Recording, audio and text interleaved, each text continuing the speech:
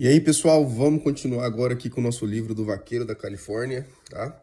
Lembrando que se para você tá difícil aí, às vezes é complicado assistir do YouTube, eu tô lançando essa série no Spotify também, tá? Então pode procurar lá o Vaqueiro da Califórnia, ou Horseman Cast, que você vai achar. E eu acho mais prático de ouvir, né? Pelo Spotify, tá? Tá, tá essa série aqui do Vaqueiro da Califórnia e tá a série do Ed Conell também, beleza? A Jornada pro Hackamore. Só procurar o nome do livro ou pelo Horseman Cast que vocês encontram lá, beleza? Mas vamos continuar aqui. O assunto o primeiro capítulo aqui se chama Chuck Wagon, tá? Que seria tipo porque Chuck é um nome que eles dão para aquela parte do boi ali que é na parte do ombro ali, né? Seria na paleta, mais ou menos, tá? E o wagon é um vagão. Então seria um vagão de paleta, que é mais, eu acho que traz a imagem aí de tipo um carro de boi, né? É, e é aqueles carroção que a gente vê em filme, tá? Que tem uma carroça grande que tem uma lona meio arredondada em cima, né? Aquilo ali é o Chuck Wagon, que é ali que eles carregavam a comida para fazer nas viagens, né? Nas viagens. Então vamos lá. Algum tempo atrás, um amigo meu me deu uma foto de um grupo de homens montados em um desses vagões, né? Um desses Chuck Wagon. Para adicionar à minha coleção de pinturas antigas, de fotos antigas. Nós estávamos olhando através daquele velho álbum esfarrapado com aqueles tipos de foto no estilo mais antigo. Havia outra foto de uma garota em trajes espanhóis, com um pente em seu cabelo cacheado e com um laço amarelado. Tinha outra foto da cabeça de um cavalo árabe, com olhos pacíficos, né? E belas orelhas pequenas. E uma estrela em sua fronte, né? No seu chanfro. Isso me mostrou. Ela me mostrou outras fotos de homens montados nos seus cavalos de pernas peludas, utilizando seus freios encravados em prata, né? E com as suas celas com florais estampados, com a sua indispensável riata de couro. Esse floral estampado é aquele floral que, que, que borda no couro, né? A figura desse Chuck Wagon me trouxe alguns pensamentos que foram divagando, né? De volta para muitas cenas variadas e experiências de anos atrás, quando aquele velho veículo era um dos mais importantes implementos na operação do grande Button Willow Ranch, né? Do rancho Button Willow.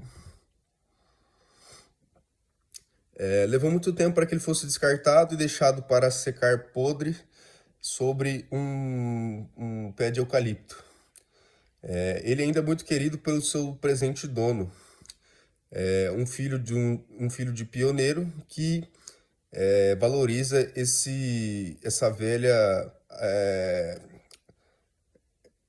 associação e como uma relíquia dos dias quando o gado, os vaqueiros, os campos abertos eram de grande importância para o condado de Kern.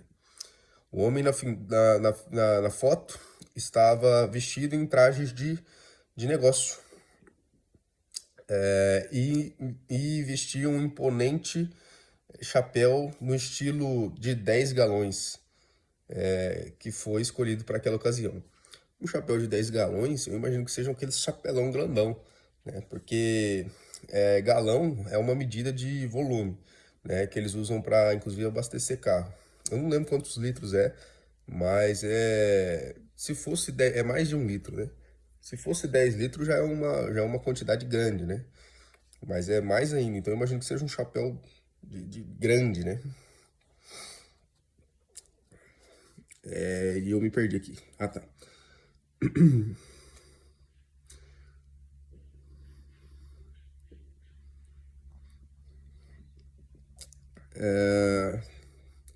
E aí, continuando, né? Lembrança de dias mais felizes e saudáveis. Quando esse carro, né?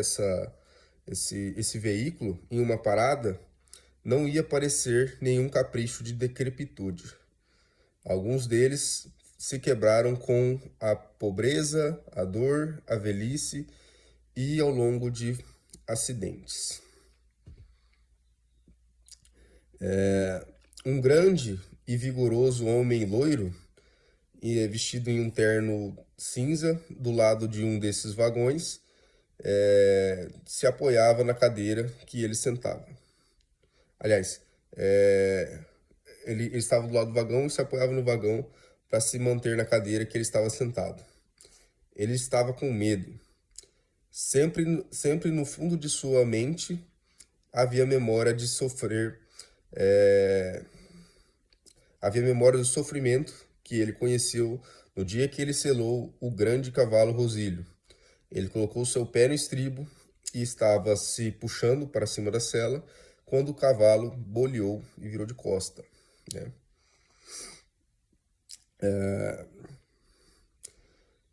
Esses cavalos boleadores são tanto brutos, tanto bruto, não sei, me perdi na conjugação verbal aqui.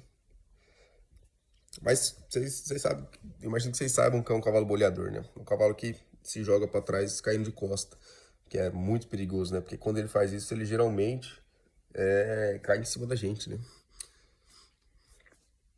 E você tem um risco também de ficar enroscado e tudo mais. Então, continuando.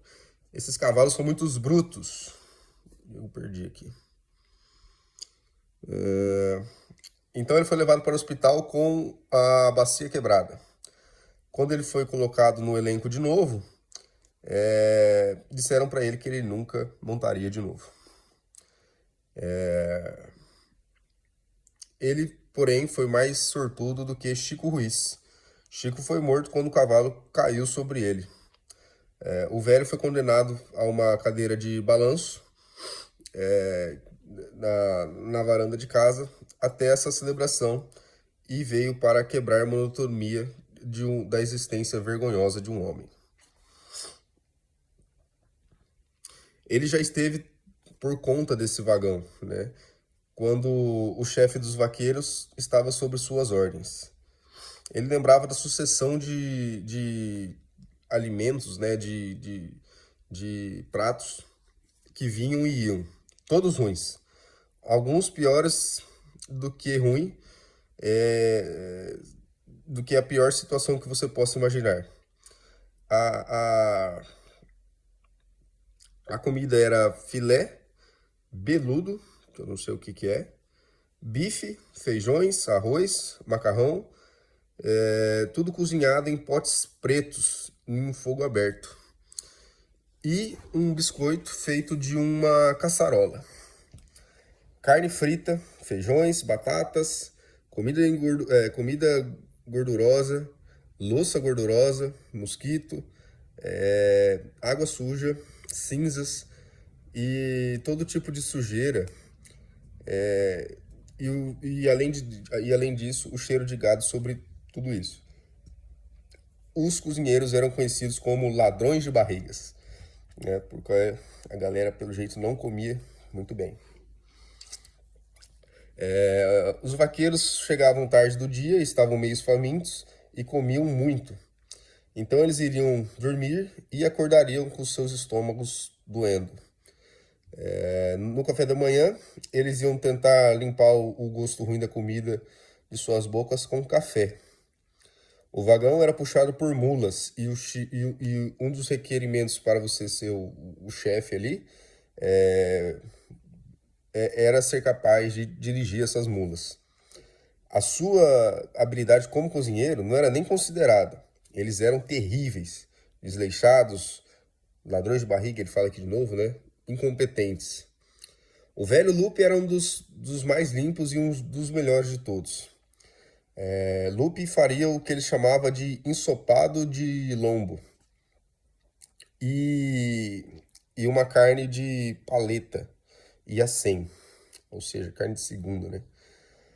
Ele também fazia um pililis, que era um biscoito de massa frita imerso em banha como um donuts. Muito apreciada pelos vaqueiros, que, sendo jovens, tinham estômagos de aço e poderiam digerir qualquer coisa. A companhia fornecia vegetais enlatados, as latas eram abertas juntas e colocadas em um pote para fazer um tipo de mulligan. Mulligan, eu dei uma pesquisada aqui, acho que uma sopa fria, né? Uma sopa que não é cozida, de vários vegetais. Sei lá, um vinagre, alguma coisa assim. Um dos utensílios que sempre era encontrado no vagão era um graveto, né? Uma varinha de 6 ou 7 polegadas, ou seja, 6 polegadas vezes 2,5, dá lá, 19, uns 20 centímetros, né? De 6 a 7 polegadas de comprimento e com um trapo amarrado no final dessa varinha e amarrado com uma cordinha. O comprimento dessa varinha dependia do grau de aversão do cozinheiro pela água, reforçando aí a falta de higiene da galera, né? Ele era usado para o propósito de lavar as louças sem o perigo de deixar as mãos molhadas. Como que você lava uma louça sem molhar a mão, gente? O bolo quente era misturado em um bowl, né, que é uma bacia, né, uma tigela, que nunca era lavado, desde a primeira vez que era colocado em uso.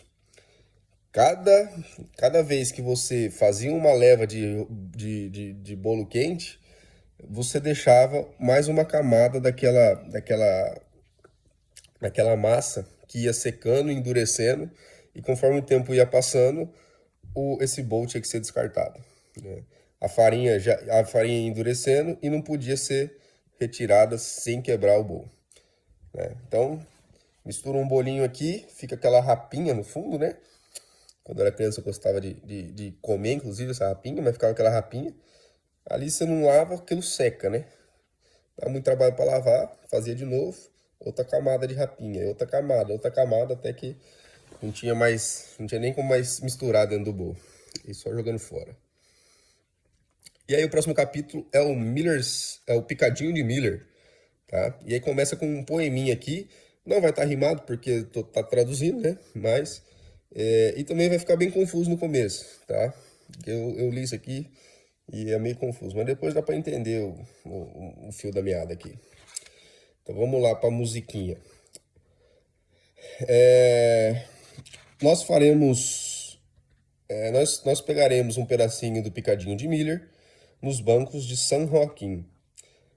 Você pega o feijão, Bill, eu pegarei o ensopado e nós mostraremos a esses pratos sujos o que nós, os garotos do Tule, podemos fazer. Esses pratos sujos a gente vai entender o que é, tá?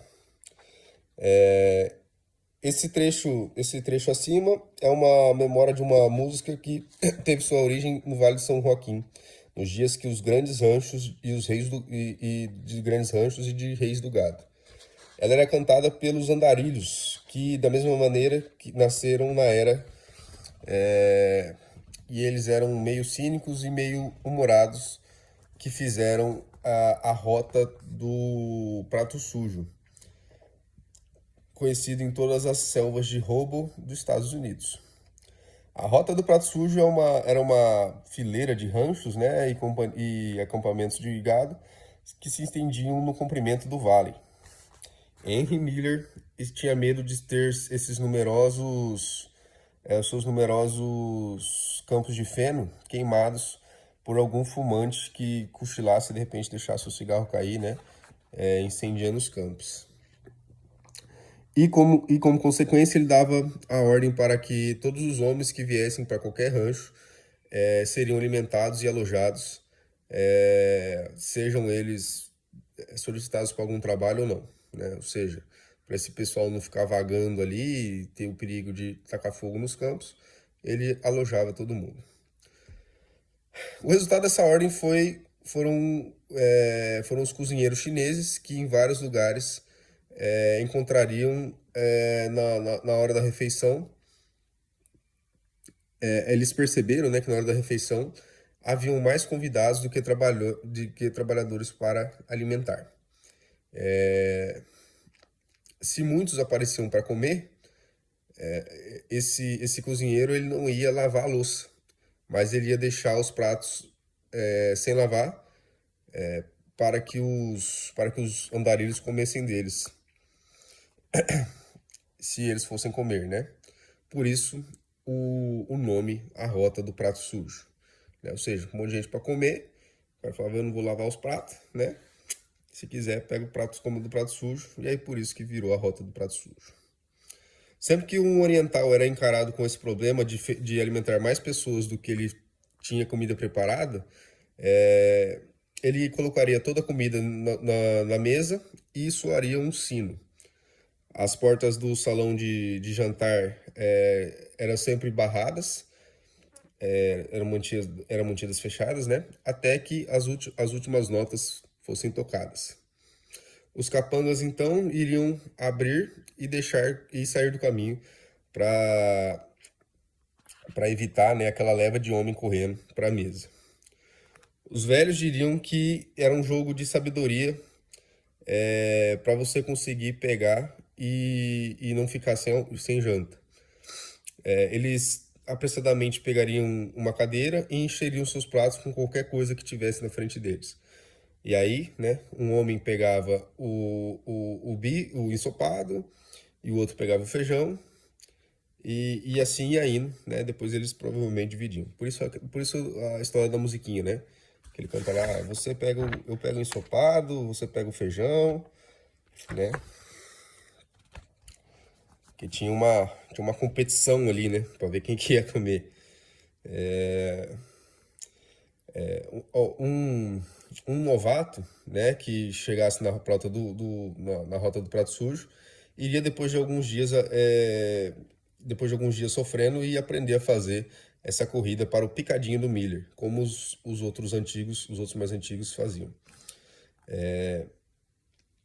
O Miller, mais do que qualquer outro rancheiro daqueles dias, era responsável pela criação desse único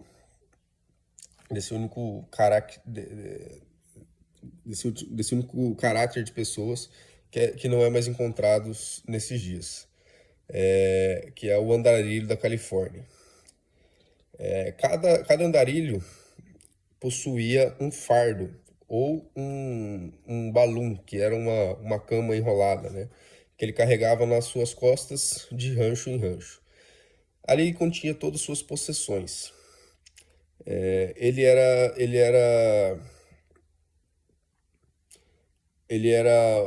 incumbido, né, dos homens que faziam seus grupos nos grandes ranchos para esse período. O bucaru, em contraste, tinha sua própria cela, várias cabeçadas e outras ferramentas dentro do seu fardo, né, dentro da sua bagagem.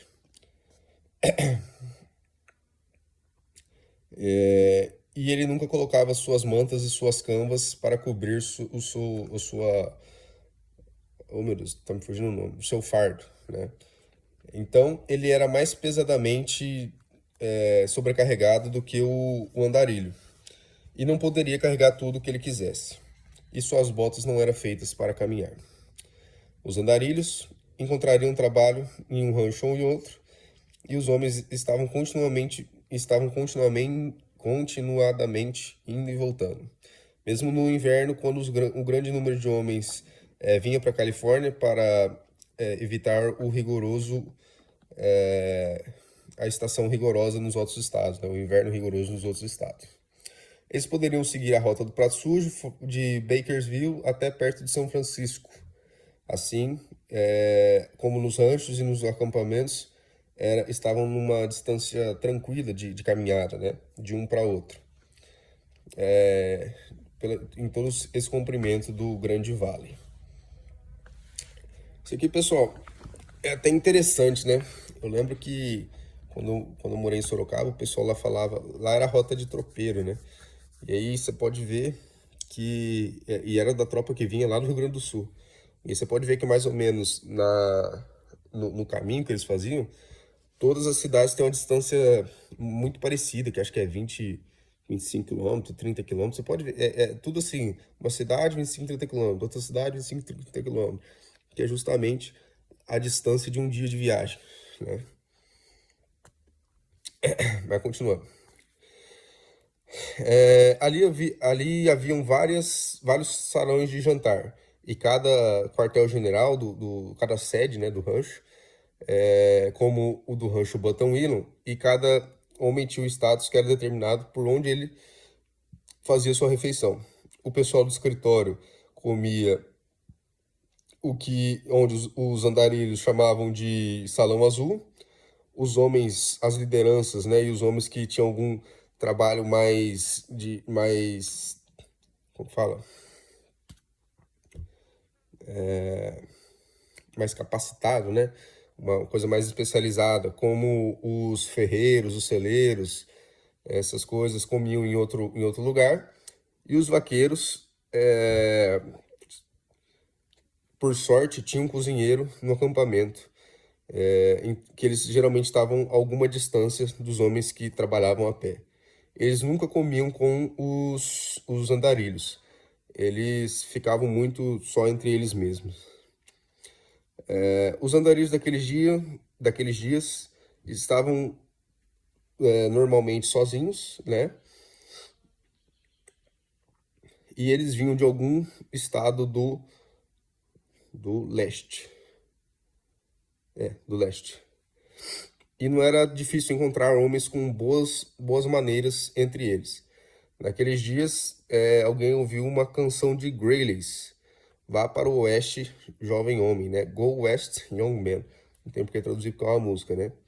Que foi escrita que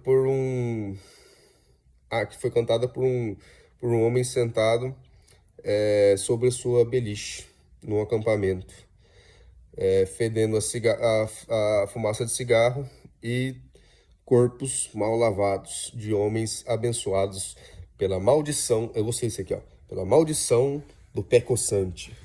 Maldição do pé coçante. Que acho que é essa coisa do cara ser andarilho, né? Não conseguir parar no lugar. Eu conhecia o Formiga na Bunda, né? Quando a criança não para quieta. Mas essa do pé coçante eu achei legal também. Bom, por hoje é isso. O próximo capítulo promete, hein?